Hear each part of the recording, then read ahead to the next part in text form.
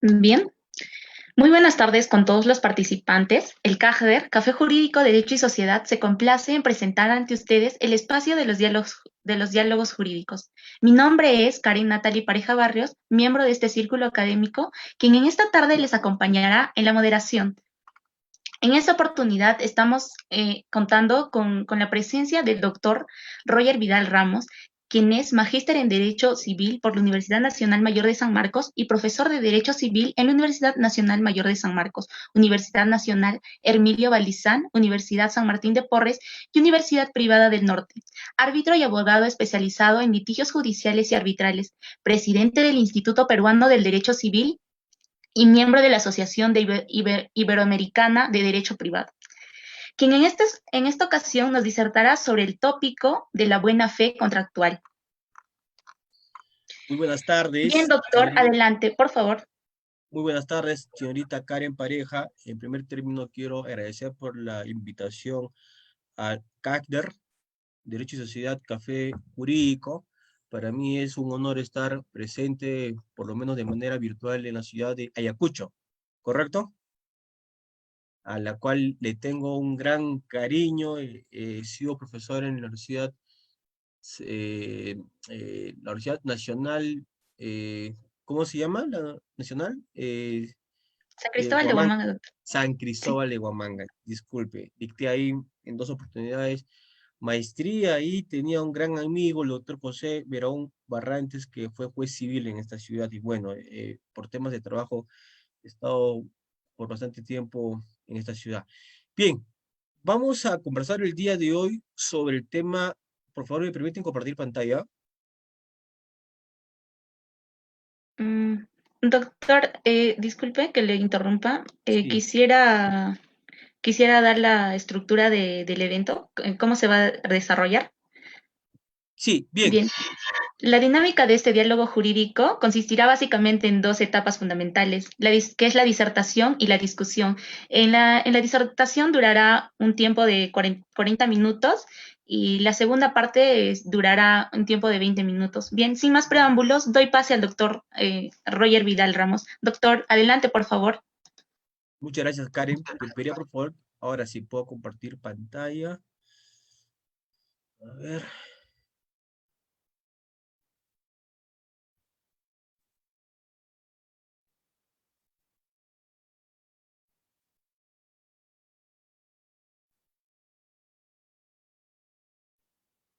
¿se puede ver? Bien. El tema que nos convoca el día de hoy es respecto al principio de la buena fe contractual, para lo cual vamos a comentar una escena de una serie que ha roto taquillas en sintonía, una serie que aproximadamente ha tenido una duración de 8 años, que se llama la serie Juego de Tronos. ¿Ya? Para quienes de pronto no vieron la serie de manera breve, la serie consiste en una lucha, rivalidad, guerra, enfrentamiento que hay entre varios reinos, graficado en la Edad Media, y todos luchan por el poder, por el trono de hierro, muchas familias, y cada familia se encuentra liderado por un varón o por una dama, y hay una familia bastante conocida que se llama la familia Lannister. Esta familia tiene un personaje muy característico que sobrevive a lo largo de toda la serie porque entre los reyes van por venganza, traición, por la misma guerra, van matándose unos a otros. Pero sin embargo, el personaje que se encuentra, Laenor, Tyrion Lannister, que curiosamente no es un dotado físicamente, es un enano, bajo, con no una notoria habilidad para la guerra, pero sí una habilidad de pensamiento que se grafica en toda la serie. Y él, en muchos de los pasajes, manifiesta lo importante que consiste el pago. Y acá voy a comentar un episodio, el episodio cuarto de la octava temporada, casi la temporada final. ¿En qué consiste este episodio? Los hermanos Lannister, integrados por Tyrion, que es el enano, Jaime, y la hermana Cersei, provenían de una misma familia y por intereses políticos, personales, se separan. Tyrion y Jaime se unifican y se encontraban enfrentados contra Cersei, que era la dama que estaba combatiendo contra la otra muy importante líder, Khaleesi, o la reina de dragones, o la madre de dragones. En esta escena sucede que un asesino a cuenta, un personaje experto en guerras y en matar a los opositores, llamado Bronn, se acerca a un cuarto donde se encontraban Tyrion y Jaime compartiendo una buena comida, con unas copas de vino, y se encuentra con una cesta, con una flecha, a punto de cumplir el contrato que había pactado con Cersei, que era de matar a los hermanos y con ello obtener un pago, una suma de dinero muy importante. Antes de que él cumpla con el contrato, que era matar a los enemigos de Cersei, a sus hermanos Tyrion y Jaime,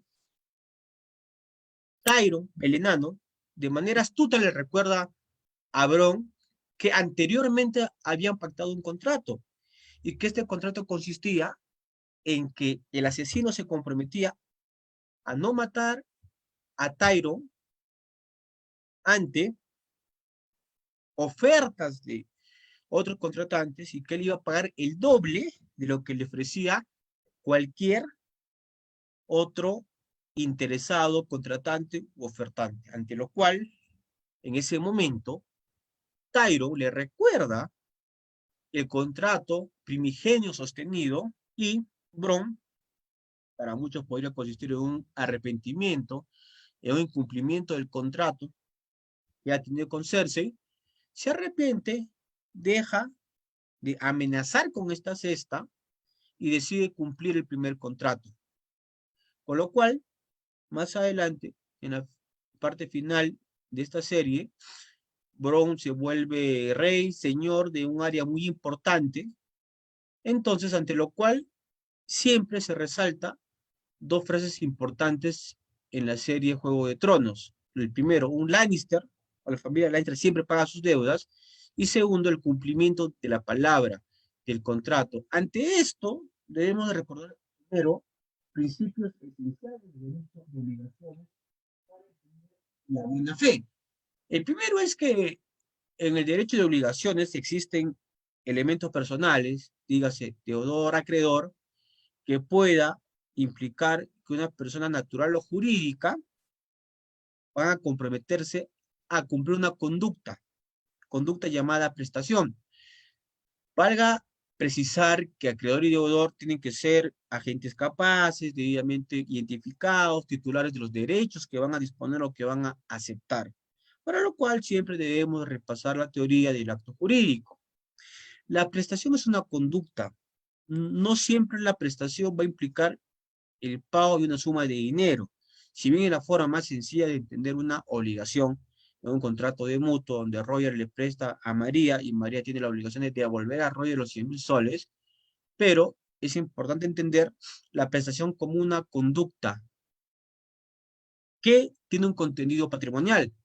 He aquí, si bien se discute mucho esta teoría en Alemania por Gering respecto a la patrimonialidad de la obligación o de la prestación, pero debemos de resaltar que por lo menos para la mayoría de tratadistas de derechos de las obligaciones en el Perú, y digo el profesor Castillo, Josterli, toda relación obligacional debe de mantener la característica de patrimonialidad.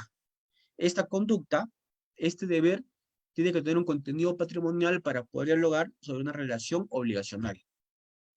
Entonces, el pago, comprendido como esta conducta, como este deber de cumplimiento que tiene el deudor en favor de su acreedor, va a implicar algunos principios importantes que vinculan necesariamente al contrato. Primero es la obligatoriedad. No hay la menor duda que firmado un contrato de compra-venta, de arrendamiento, de locación, una cláusula de confidencialidad de no revelar cierta información, se genera la obligatoriedad. Luego de eso, el mantener esta conducta implica un principio de seguridad jurídica. Recordemos que la seguridad jurídica va a ser fundamental, y lo digo de manera macro, para que empresas extranjeras inviertan en el Perú y para que cualquier contratante, dado que los contratos se cumplen, puedan invertir o puedan contratar. Y por último, la inmutabilidad. Una vez suscrito el contrato, establecido las obligaciones, nadie puede patear el tablero y no exigir el cumplimiento de la prestación y la contraprestación. Mira, yo te entrego una vivienda para uso comercial y tú no podrías, luego de que yo te he entregado en uso, disfrute, no pagar la renta. El contrato es una operación jurídica y económica que implica que los beneficios sean de manera mutua. Características del pago. El pago tiene las características de cumplir con el principio de identidad. Si me comprometo a entregarte papas, no te puedo entregar cebollas. Integridad, van a haber prestaciones que tienen que ser entregadas de manera íntegra por sus características o por su naturaleza. Indivisibilidad, que no pueden ser divididas o entregadas en partes. Y la oportunidad, tema muy importante en el derecho de obligaciones. Recordemos que el cumplimiento parcial tardío defectuoso en algunos momentos puede representar que no se ha cumplido en el pago en su oportunidad. Citando al profesor Fred Escobar Rosas, en una diapositiva del colega Eder Molina, indica lo siguiente, ¿no? La obligación es la relación jurídica intersubjetiva en virtud de la cual un sujeto, denominado acreedor, puede exigirle a otro, denominado deudor, la realización de una conducta, lo que conversábamos, ¿no? La conducta. Pero ellos agregan, con el objetivo de satisfacer su interés. ¿Se satisface el interés de quién? Del acreedor. Por lo tanto, acreedor tiene el derecho al crédito, el deudor el débito, la prestación que tiene por finalidad satisfacer el interés del acreedor. Entonces, tenemos que la prestación, a fin de poder satisfacer el interés del acreedor, tiene que necesariamente tener dos exámenes, el modo. Y el modo va a implicar la pauta, la directiva, los requisitos, los protocolos que imponga el acreedor. Roger, deseo que emitas un informe legal, pero que te bases con el Código Civil chino y la jurisprudencia arbitral de la ACC, del Centro de Arbitraje Internacional. No podría yo alejar mi informe distinto a lo ya establecido en estos puntos, o que me digan, Roger, te vamos a contratar porque hagas un informe legal y únicamente quiero que te refieras al principio de la buena fe contractual relacionado a los derechos reales del Código Civil peruano. Estoy siendo muy estricto y concreto en la prestación, la determino. Y el tiempo, tema importante, el tiempo representa la oportunidad. Prestación cumplida fuera de plazo ya no es oportuna, ¿no? Sigamos acá con un comentario del profesor Hugo Forno. El plazo adquiere en la mayor parte de los casos una relevancia accidental, en tanto si bien es verdad que el interés del acreedor en la prestación sería vano si no la realizara en algún momento. Claro, o sea, ¿qué pasaría si me cumplen la entrega del vestido de novia después que culminó el matrimonio? ¿Tendría interés ya el acreedor en recibir ese vestido de la novia? No, es importante el cumplimiento de la prestación dentro del tiempo. En esta parte, debemos resaltar que los principios contractuales importantes, fundamentales, viene a ser el de libertad contractual. Por este principio, las personas naturales, jurídicas, de manera libre, espontánea, lícita, facultadas por el Estado, van a autorregular sus comportamientos, sus conductas, sus intereses, con contratos típicos, compra-venta, comodato, arrendamiento, contratos atípicos o los modernos, una franquicia y un venture, quizás. Una vez de que yo tengo esta libertad contractual, a la vez también se genera la protección de la fuerza obligatoria que genera un contrato. Recordemos que todo contrato firmado, suscrito, genera una obligatoriedad a rajatabla. No se puede patear el tablero como le ven en gana al deudor o al acreedor. Todo contrato firmado debe tener por culminación perfecta la entrega de la prestación y la contraprestación. La gran mayoría de contratos mantiene la característica de ser recíprocos. No podemos pensar algo distinto. La buena fe contractual. Miren, la buena fe contractual puede ser uno de los principios más importantes del contrato y del Código Civil. Es un principio general de derecho. La buena fe se aplica al derecho civil, al derecho procesal, al derecho penal, al arbitraje, al derecho tributario, laboral. La buena fe, la máxima expresión, implica un deber de lealtad, de honradez, honestidad, con la contraparte contractual.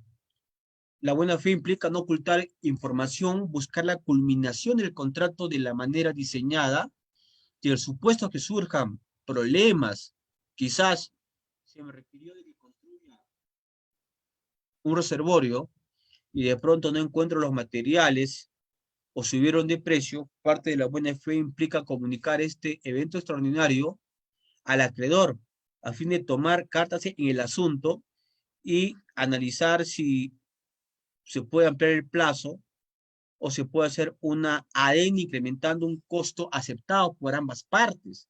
La buena fe también implica por parte del deudor ante cualquier incumplimiento pueda comunicar oportunamente. Muchos contratos mantienen procedimientos para comunicación de caso fortuito y fuerza mayor de 48 horas, de 72 horas, procedimiento para ampliación de plazo. Entonces, si tengo un procedimiento, un contrato, y sobre todo me refiero a un contrato de obra, que por la magnitud, la especialidad, la cuantía, el monto de contratación, siempre tienen procedimientos y nos debemos a estos procedimientos. La buena fe, según el Código Civil peruano, se encuentra establecido para que pueda ser cumplido en tres momentos: en la negociación, las tratativas, las conversaciones, la remisión de cartas, de borradores, de reuniones, tiene que ser aplicado bajo la buena fe. Si bien en la presente conferencia, conversatorio, no pretendo ahondar más, pero recordemos que el Código Civil peruano no regula la responsabilidad civil precontractual. Sin embargo, el profesor Manuel Lapuente y Lavalle manifiesta que dentro de la definición de buena fe y en la etapa de las negociaciones, se podría incluir la culpa in contraendo. La culpa in contraendo, pues la teoría famosa por el profesor alemán Jering y Fayela, en la cual discuten, ¿no?, sobre que si las tratativas generaría responsabilidad civil o no, sigue siendo vigente.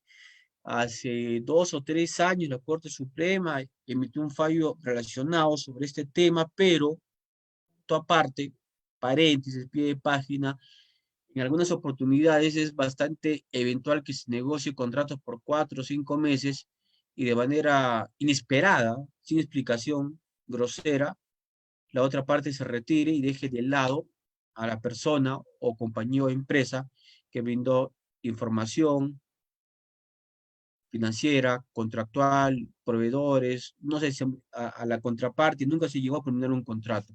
Pero sin embargo, eso también depende mucho de la asesoría que te hagan los abogados, ¿no? Si uno va a empezar a negociar con una empresa, mínimamente debería de tener una carta de intenciones o de inicio de negociaciones.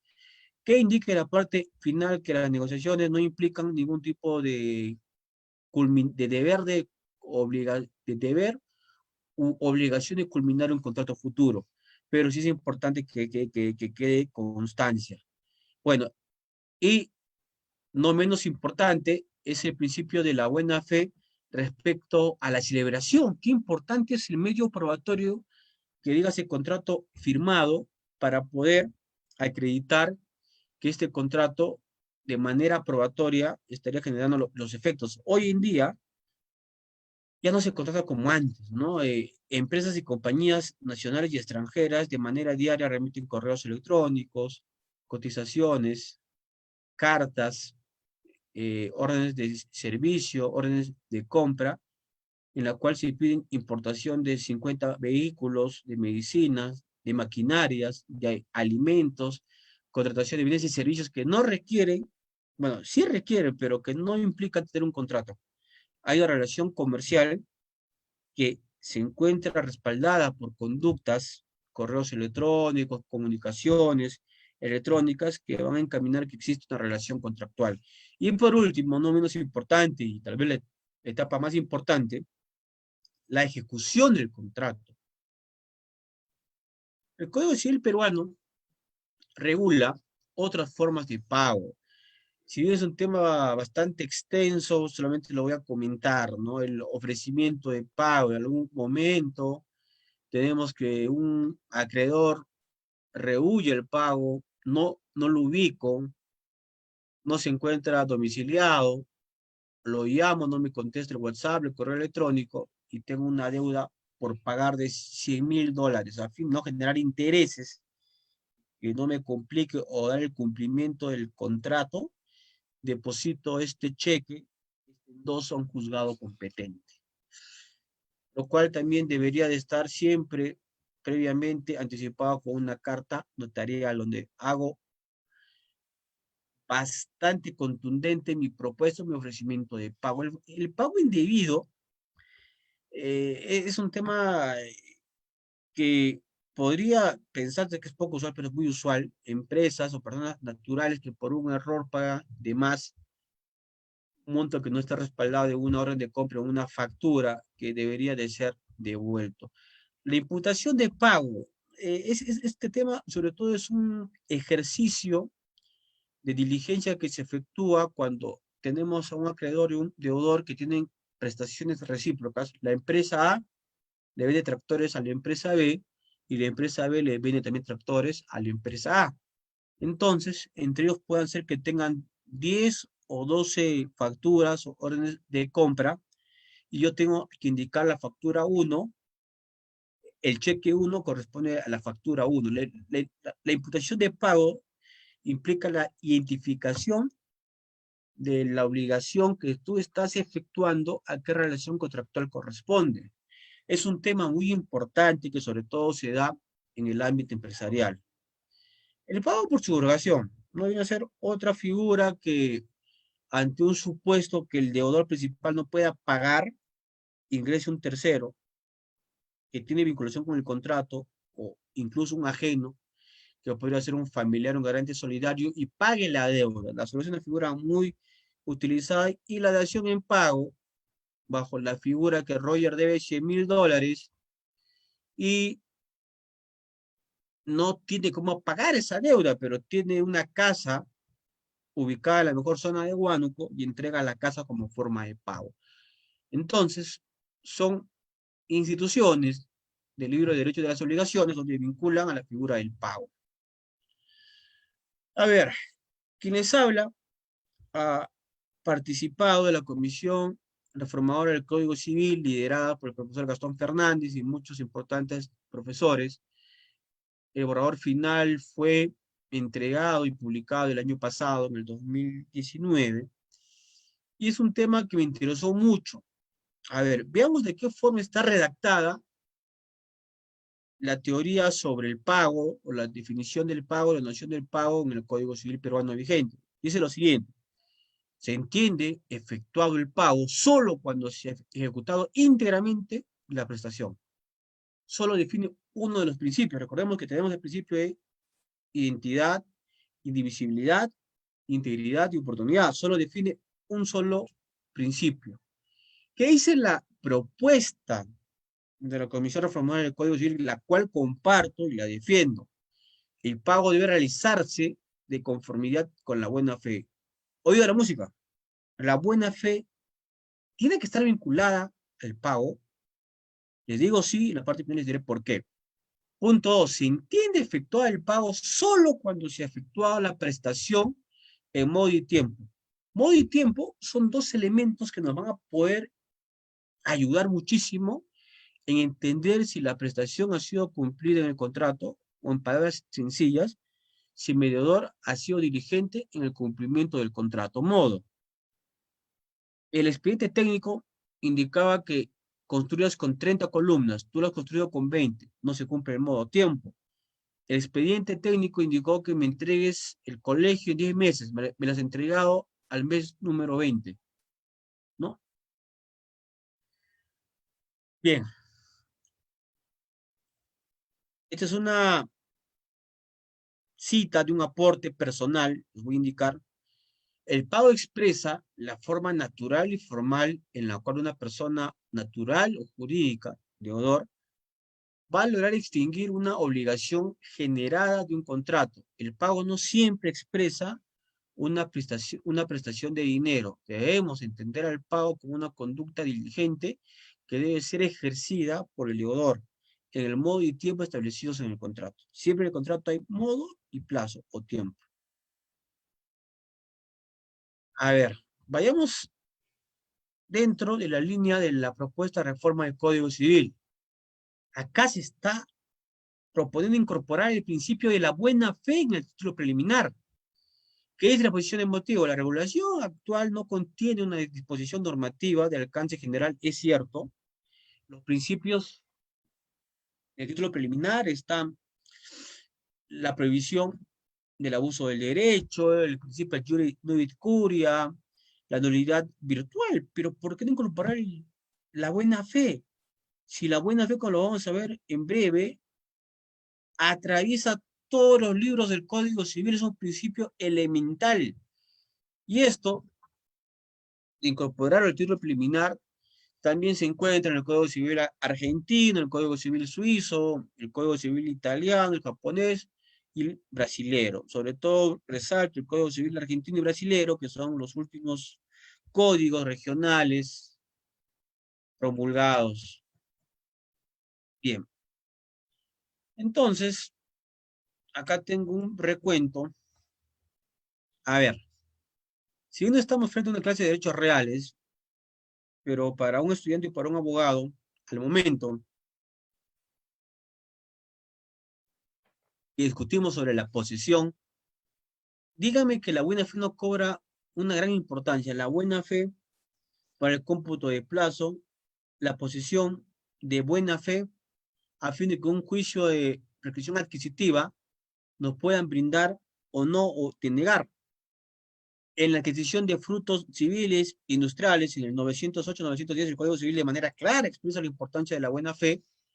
En la prescripción adquisitiva, que está vinculado a la posesión de manera procesal, la buena o la mala fe cobra un rol importante. En el libro de Derecho de las Obligaciones, en la concurrencia de acreedores, cuando dos o más personas se disputan un mejor derecho de propiedad sobre un inmueble, se prefiere al tercero que de buena fe, no, se prefiere al sujeto contratante que de buena fe adquirió con fecha cierta. Acá se encuentra la buena fe. En el pago indebido, que lo habíamos comentado, se analiza la importancia de la buena fe para permitir o no el reclamo del pago indebido. En el contrato, en el 1362, nuestro Código Civil nos dice que todo contrato tiene que ser negociado, celebrado, ejecutado en torno al principio de la buena fe. La fe pública registral, que ha sido materia de discusiones, de plenos casatorios, de casaciones, un tema de nunca acabar, nos habla del tercero de fe pública registral.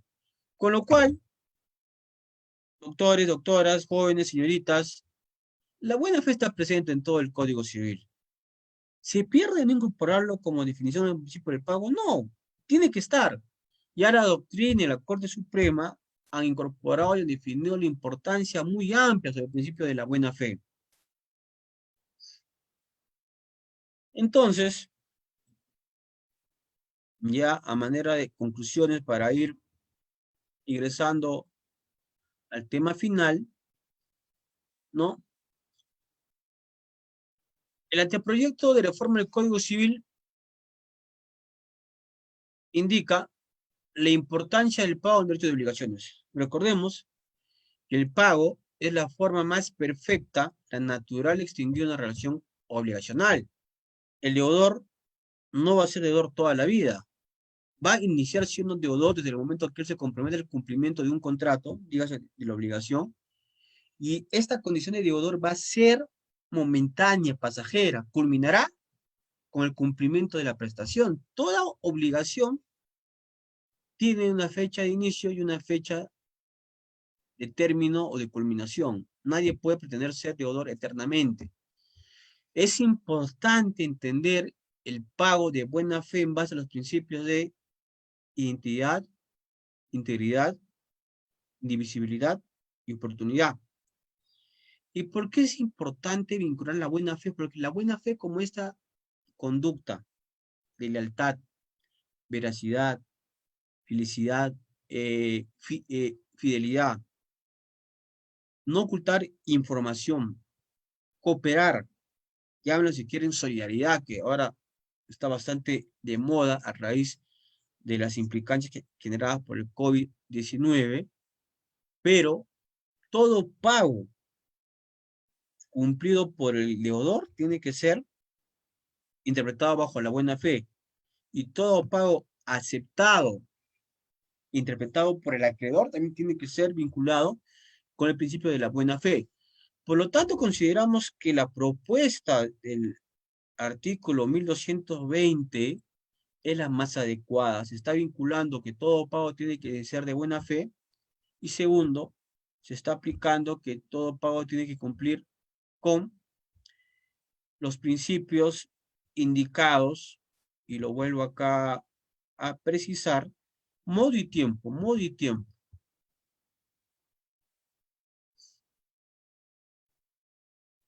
Conclusiones, la propuesta de la inclusión de la buena fe en el artículo 1220 del anteproyecto de reforma del Código Civil respecto a la noción del pago permitirá una adecuada sistematización del Código Civil, otorgará un carácter de función preventiva a efectos de otorgar al deudor mayores incentivos para que su cumplimiento pago siempre pueda ser ejecutado con la aplicación de la buena fe. Voy a hacer un comentario de la buena fe, un tema que estoy últimamente disertando y vengo ya investigando hace más de 2 años, de la teoría del levantamiento de velo societario. Hoy en día, una forma de presentarse frente a la sociedad empresarial es mediante la figura del grupo de empresas. El grupo de empresas, integrada por una empresa fuerte o el hermano mayor, y vinculada tiene a 4, 5, 6 empresas. Ejemplos de eso tenemos el grupo Romero, que su principal línea de negocio es el sector bancario y finanzas, pero que alrededor tiene empresas vinculadas como Alicorp, una de las más importantes empresas que fabrican y suministran alimentos.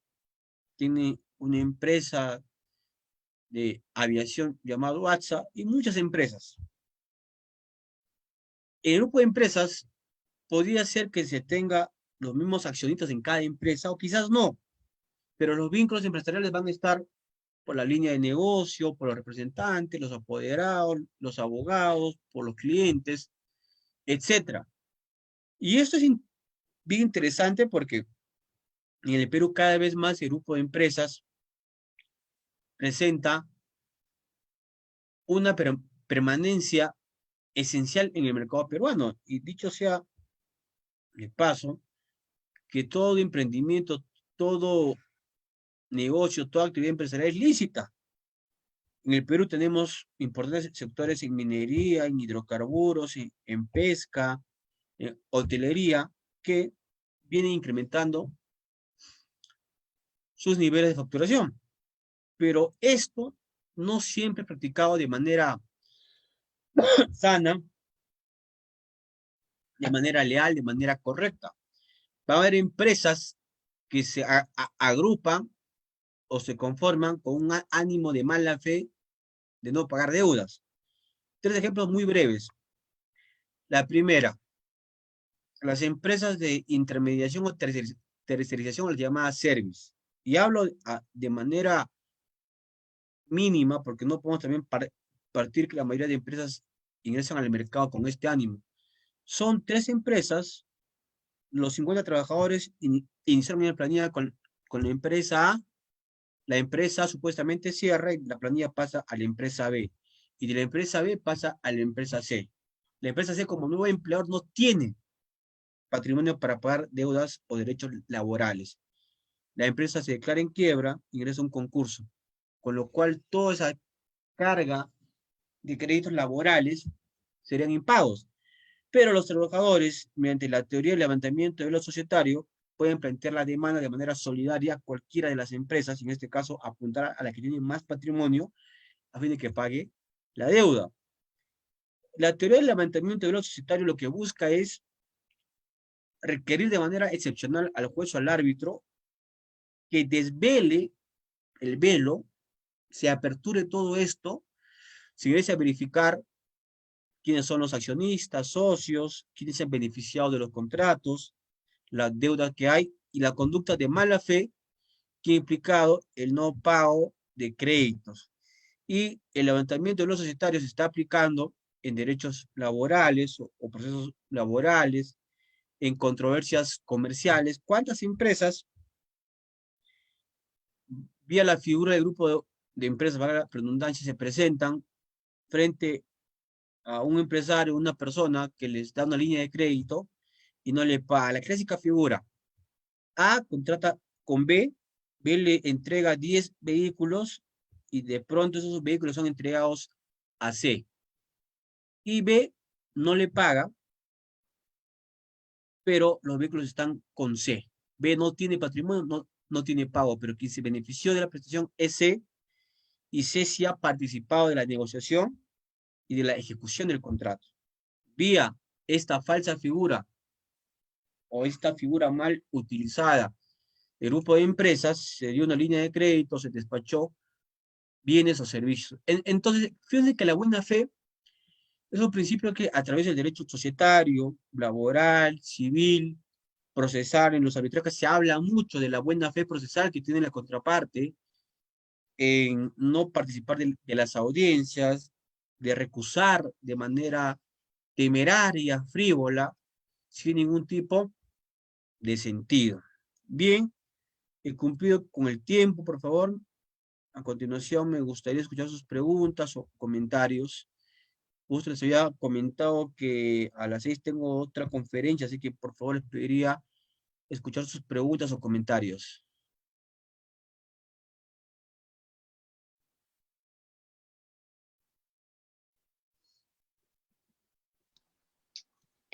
Mm,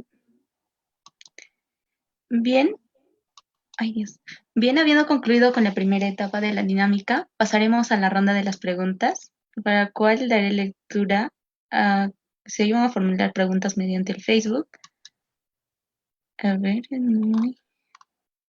Encantado. eh, bien, no habiendo, ay, no me pregunto. Ya. Bien, no habiendo otra pregunta, no habiendo una pregunta formulada por el público, pasaré a dar, ay Dios. Bien, doctor, disculpe si se formularon preguntas. Daré lectura a la pregunta. ¿Cuál es la Por favor. diferencia de la buena fe subjetiva y la buena fe objetiva? Bueno, en realidad, tanto la... Mire, recordemos un tema que me olvidé mencionar, que la buena fe tiene 3 funciones. Tiene una función, la primera de interpretación, la segunda integración y la tercera de limitación. Y lo que nos comenta la persona que nos pregunta ese tema interesante estaría en la función de interpretación. La buena fe tiene que ser interpretada. La subjetiva es la que se encuentra encaminada a fin de analizar la intención interna que ha tenido el contratante. Ejemplo simple, ¿no? Si estamos frente a un contrato donde hay un ánimo de engañar, de causar un daño, no pagar una deuda, se tendría que analizar esa intención subjetiva, que siempre se aplica una presunción, mientras que la interpretación objetiva está encaminada a un medio probatorio. Un ejemplo muy simple, ¿no? Negociamos con una empresa a fin de darle una línea de crédito de 2 millones de dólares. Y en el contrato se establece en una cláusula de garantías que la compañía mantiene suficiente patrimonio para cumplir con el contrato y que no se encuentra en estado de insolvencia. ¿Correcto? Se firma este contrato, pero sin embargo, pasa el tiempo y nos enteramos que esta empresa se encuentra en un procedimiento de concurso de liquidación ante Indecopi. Entonces, con este reporte que yo pueda lograr de Indecopi, estoy acreditando de manera objetiva que la otra parte no ha cumplido con la declaración establecida en el contrato. Entonces, la buena fe objetiva, a efectos de tener una interpretación, tiene que ser acreditada con un medio probatorio, ¿no? Si bien la subjetiva puede incurrir en supuestos, en conductas, en criterios que yo pueda encaminar, pero la objetiva tiene que de manera contundente ser acreditada con un medio probatorio. Si no, no tendría ningún tipo de sentido. Bien, doctor. La siguiente pregunta sería, ¿en qué consiste la buena fe como límite al ejercicio de los derechos? Qué interesante pregunta. Miren, la limitación de derechos, ya lo comentó el doctor Gastón Fernández, implica que el legislador, perdón, el juzgador pueda, vía una interpretación bastante, por llamarlo así, fina, apegada a derecho, limite una posible conducta abusiva de derecho de una contraparte. Me explico, si una empresa minera tiene autorizaciones para trabajar, para operar, pero si nos damos cuenta que según informes de la autoridad ambiental, esta empresa estaría causando daños ambientales, el juez, vía limitación de derechos, podría solicitar, podría aceptar una medida cautelar que limite o paralice por un tiempo la operación de esta empresa minera. Entonces, tengamos en cuenta este tema, que es bastante puntual. La limitación es, como dice su nombre, limitar a un contratante el ejercicio de su derecho porque está causando daños comprobados y evidentes. Y me parece que esta función la tienen los juzgadores, ¿no? Porque la otra parte no la podría ejercer porque estaría simplemente imposibilitado. Bien, doctor. La siguiente pregunta sería, eh, ¿es posible la injerencia por parte del Estado en las relaciones contractuales entre los privados? ¿Cuál es su postura? ¿Me repite, por favor? ¿Es posible la injerencia por parte del Estado en las relaciones contractuales entre privados? ¿Cuál es su postura? No. Recordemos que el Estado no puede intervenir en los contratos privados. Hay que defenderlos. La santidad contractual siempre tiene que tener una defensa completa. Eh, di- Distinto es que el Estado, por fines públicos, pueda expropiar pero acá me refiero a propiedad privada expresamente, pero en la contratación privada el Estado no podría ingresar, ¿no? Y no sé si este comentario tiene incidencia con el proyecto de ley presentado en los marzo, abril, mayo, en los tiempos que el COVID estaba con mayor fuerza, en la cual se solicitaba que los contratos de arrendamiento puedan ser congelados y que de alguna forma el Estado ingrese a la relación contractual, pero como repito, no podemos pensar esto, hay que proteger el contrato, el Estado no debe entrometerse, hay una protección de la santidad contractual.